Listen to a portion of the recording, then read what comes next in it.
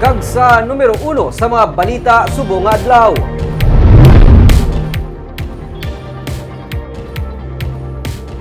Massive declogging kag dredging operation ginapatuman sa 33 ka mga flood-prone area sa Bacolod makaligad sa epekto ni Bagyo Paeng. Yari ang report.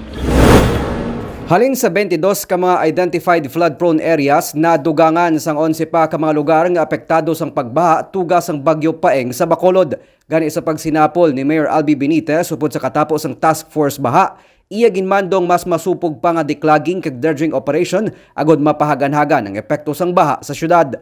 Dredging sang suba, declogging sang bilog tang 300 kilometers of drainage. And mga additional drainage works sa may mga iban kuno nga mga areas nga kinahanglan butangan sa drainage.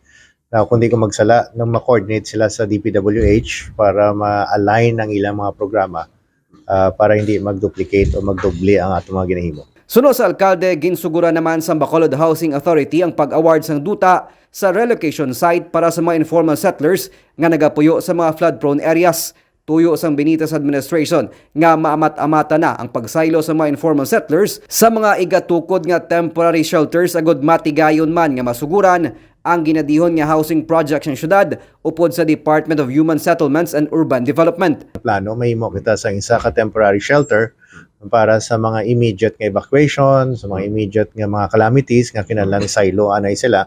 So may ara kita nga daw temporary shelter para sa ila.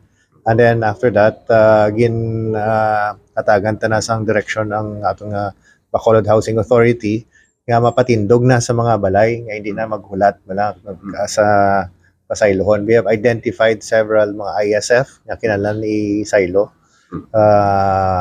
Kayuhon na sila para matagan sila sang relocation site. May 10,000 ka mga housing units para sa mga informal settlers, ilabi nang para sa mga nagapuyo sa mga danger zones ang ginadihon sang syudad agud nga masugura na ang amat-amat nga pagbalin sa ila antes matapos ang tuig.